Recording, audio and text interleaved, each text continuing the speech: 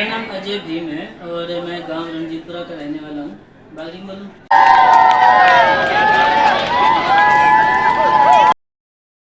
ये शेर कहना चाहूँगा, जिन संघर्षों को पार करके इन्होंने इतना बड़ा ओहदा प्राप्त किया है, आपको समर्पित मेरा ये शेर कि कुछ लोग वक्त के सांचों में ढल जाते हैं, कुछ लोग वक्त के सांचों को बदल जाते हैं, कुछ लोग वक्त के सांचों में ढल जाते हैं, कुछ लोग वक्त के सांचों को बदल जाते हैं। माना कि वक्त माफ नहीं करता किसी को, माना कि वक्त माफ नहीं करता किसी को, पर क्या कर लोगे उनका जो वक्त से आगे निकल जाते हैं, वक्त से आगे निकल जाते हैं। अब आपका उद्बोधन माननीय अजय जी भीम साहब। बहुत बहुत धन्यवाद श्री कुलवंत जी का और नितिन जी। पिछली बार की तरह आपका जो मंच संचालन है ये इस बार भी शानदार है, तो एक बार फिर से मतलब इस साल भी जोरदार तालियां एक बार नितिन जी के लिए और श्री कुलवंत जी के लिए बना दीजिए। पिछले साल हमने कोई बात करी थी यहाँ और मैंने इस मंच से घोषणा करी थी कि जो भी बोर्ड परीक्षा में कक्षा 10 में बच्चे 90% से अब नंबर लेकर आएंगे उनको 5100 रुपये प्रत्येक के हिसाब से मैं मेरी तरफ से मतलब पुरस्कार ऐसा प्रदान करूँगा। ऐसे तो ये मामला जो है ना ये पढ़ाई से ज़्यादा जज्बात का हो गया, पढ़ाई से ज़्यादा जज्बात बोले तो फीलिंग वाला मामला हो गया। और फीलिंग वाला ऐसा है कि हर कोई चाहता है कि मैं अच्छे, एक बात तो ये है कि आजकल जो चल रहा है पूरी दुनिया में सिस्टम या हमारे देश में सिस्टम या एजुकेशन जो प्रणाली है हमारी, इसमें जो परिवर्तन हो रहा है केवल अंकों से, अंक मतलब नंबर, केवल नंबरों से किसी बच्चे की, किसी व्यक्ति की, किसी की भी योग्यता का निर्धारण नहीं होता। हो सकता है जिसके 80% बने हो सकता है जिसके 60% बने हो, कल को वो IAS अफसर बने या वो बहुत अच्छा नेता बने या वो किसी अन्य फील्ड में, पढ़ाई के अलावा अन्य फील्ड में बहुत अच्छा कीर्तिमान स्थापित करे। तो केवल अंकों से निर्धारण नहीं होता है, पर क्योंकि हमारे सिस्टम है कि 10वीं 12वीं में जिस बच्चे ने अच्छे अंक प्राप्त किए उसको मेधावी माना जाता है। तो इस कड़ी में मैंने ये घोषणा की थी। सभी बच्चों को बहुत सारी शुभकामनाएं। इस मन से एक अगले साल के लिए, क्योंकि सब लोगों का इंतजार है इस बार क्या, तो अगले साल के लिए ज़्यादा कर नहीं, पर मेरा ये मानना है कि जो बच्चा पहला अंक प्राप्त करेगा, मतलब पहला स्थान प्राप्त करेगा 10वीं कक्षा में, कक्षा 10 में पहला स्थान, इस बार 90 का या 95 का कोई नहीं है, उसको 11,000 रुपये मेरी तरफ से पुरस्कार राशि प्रदान करूँगा।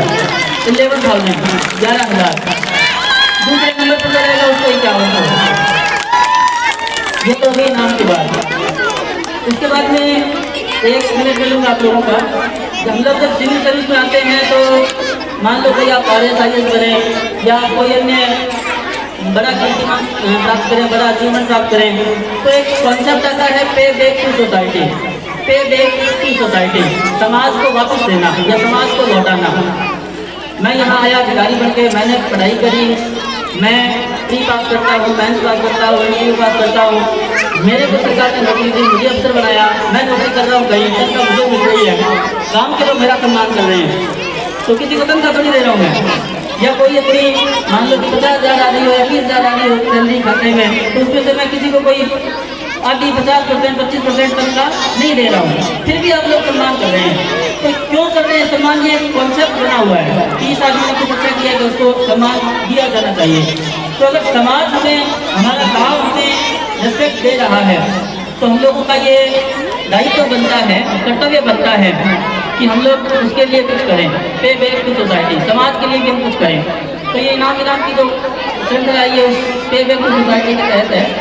जो बच्चा पहला और दूसरा स्थान प्राप्त करेगा उसको 11,000 और 5100 दूसरे नंबर पर। बहुत बहुत धन्यवाद कुलवंत जी का, उन बच्चों का भी बहुत सारी शुभकामनाएं जिन्होंने मुझे यहाँ बुलाया। एक बार पुनः आप सबको शुभकामनाएं। जय हिंद, जय भारत।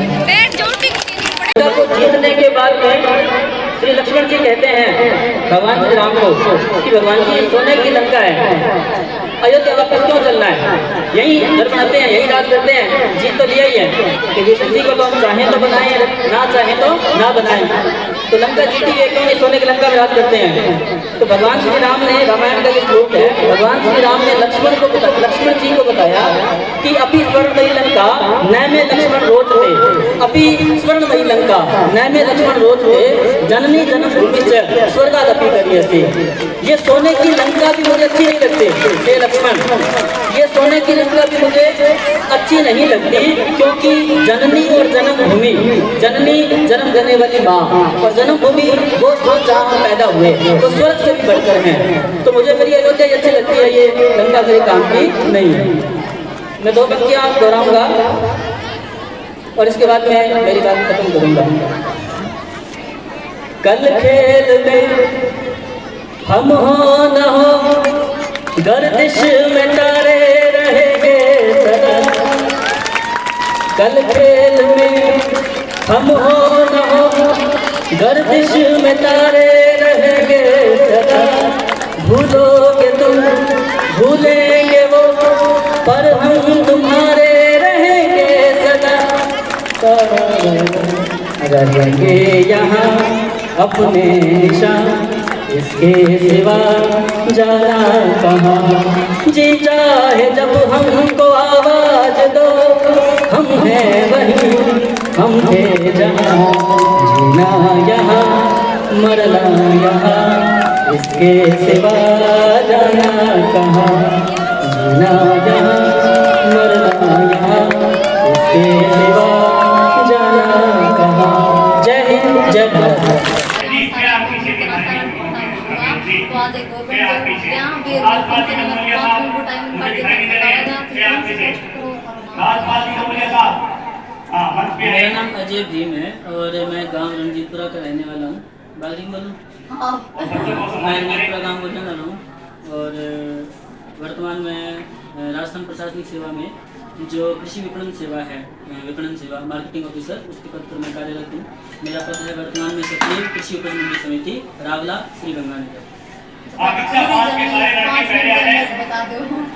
पूरी जर्नी बहुत लंबी कहानी है, पर यह है कि जो गांव है रणजीतपुरा, इस गांव में एक बहुत ही सामान्य से परिवार से मैं हूँ। यहाँ के लोग मुझे जानते हैं और स्ट्रगल ये रहा कि पढ़ाई करने कभी छोड़ा नहीं, लगातार पढ़ाई करते रहे।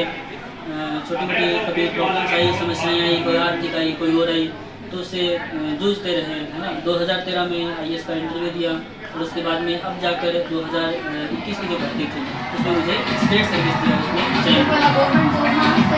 मैं 2017 में मैंने ज्वाइन किया था एज स्कूल लेक्चरर और 7 साल तक मैं स्कूल लेक्चरर इतिहास में पढ़कर कार्यरत रहा था। इस दौरान मैंने बाड़मेर में, अलवर में और हनुमानगढ़ जिले में लेक्चरर के रूप में कार्य किया। मैं एक ही बात कहना चाहूँगा, आपका जन्म जो है हाँ, तो एक चैनल को सब्सक्राइब करें और यहाँ पर पढ़ाई से और सबसे बड़ी बात आपकी फतेह नहीं।